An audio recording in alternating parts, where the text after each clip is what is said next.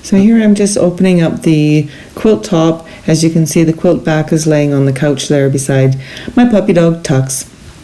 I'm just going to put those two together and then we'll start putting the batting on the back. So here I'm putting the batting on, and it's pretty big, so I'm just trimming it down, making it so that it just fits pretty much perfect. I leave a little bit of overhang, but not a whole bunch. And now this batting is quite thick. So what I'm doing is I'm actually separating it, so it's too thick for me, for my liking, so that's all I'm doing here.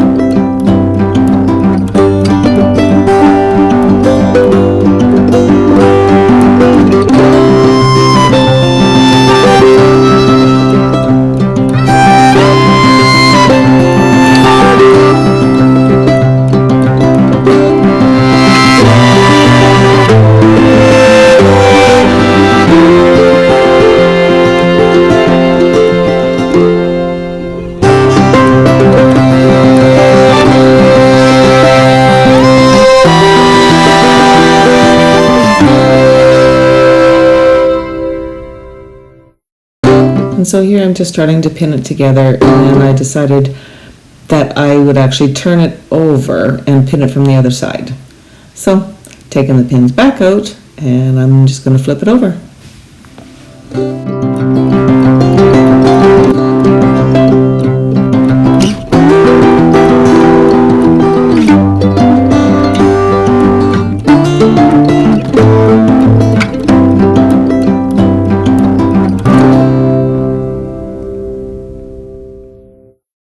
So now I'm just going to make sure that everything is all lined up nice, that the top and the bottom, the front and the back of the quilt are going to be nice and lined up, and I'll start pinning them together.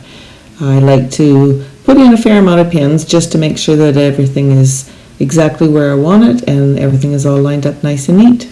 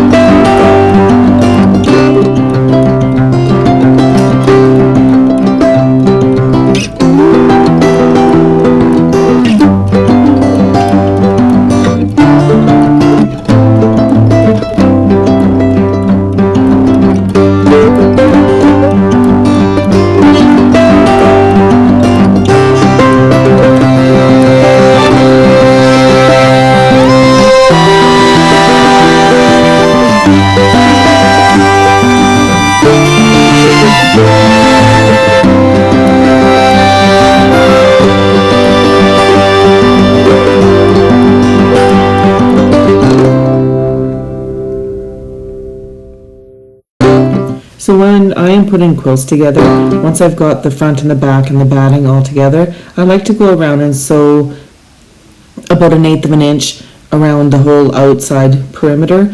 I feel, for me, it just helps me to keep everything together. So that's what I'm doing here.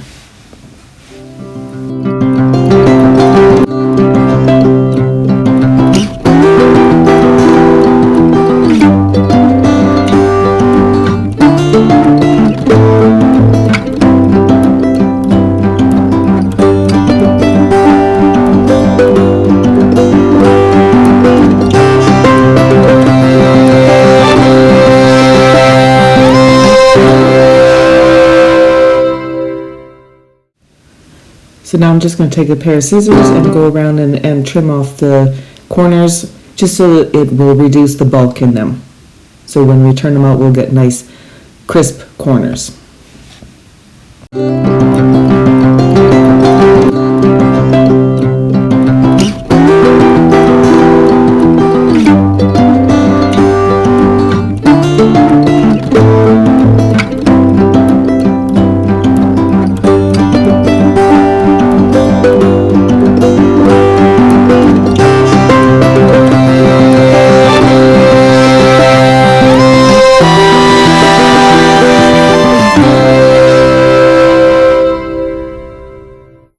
Okay, so now that the corners are all trimmed up, I'm going to turn the quilt right sides out. So I'm just going to reach in through the opening, go up to each of the corners, poke the corners down in through, as you see here, and start pulling it through the opening.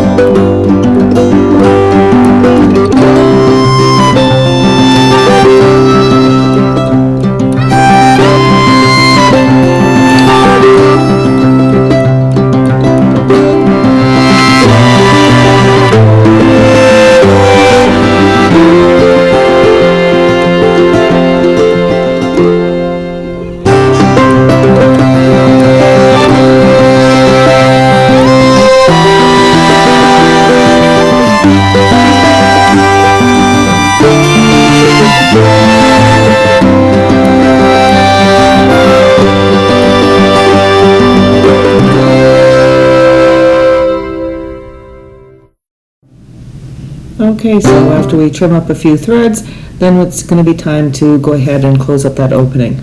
So the easiest way is to just kind of grab both ends of where the openings are and just kind of pull on it, and the pieces of material, the excess, will kind of fold in, and then you can just grab it and put some pins in there, and we can go ahead and stitch it closed.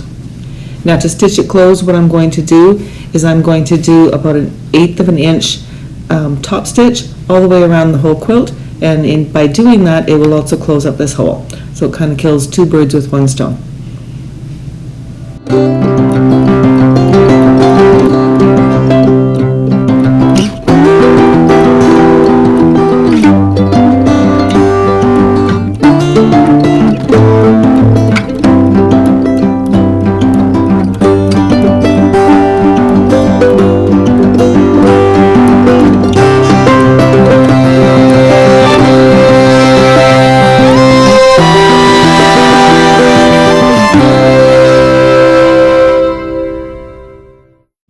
Be sure to take the pins out. You don't want to run them over with your needle. Nothing worse than a broken needle.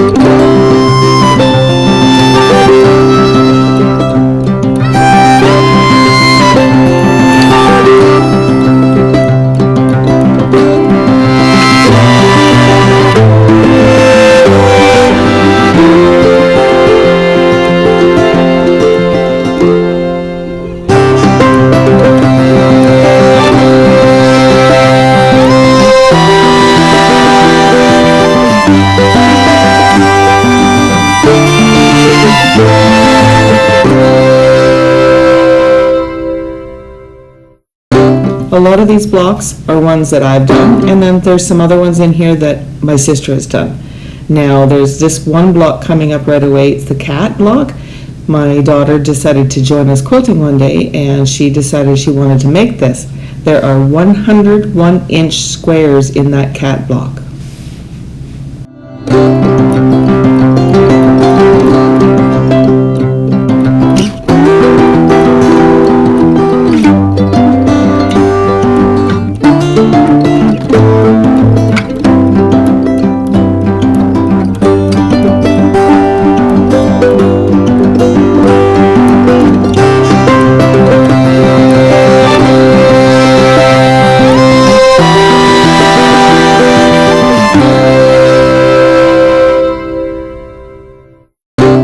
Time to replace the regular sewing foot with the free motion quilting foot, and let's get this quilt done.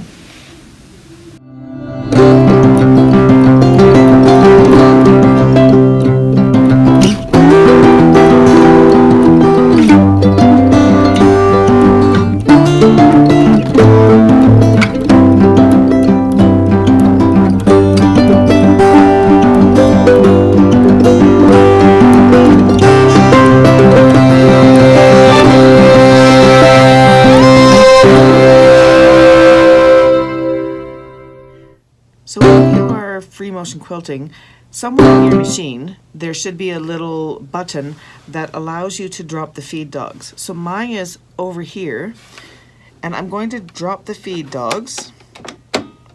And what that does, that allows you to then move the material freely without those bottom feed dogs grabbing onto the material. So we'll continue on.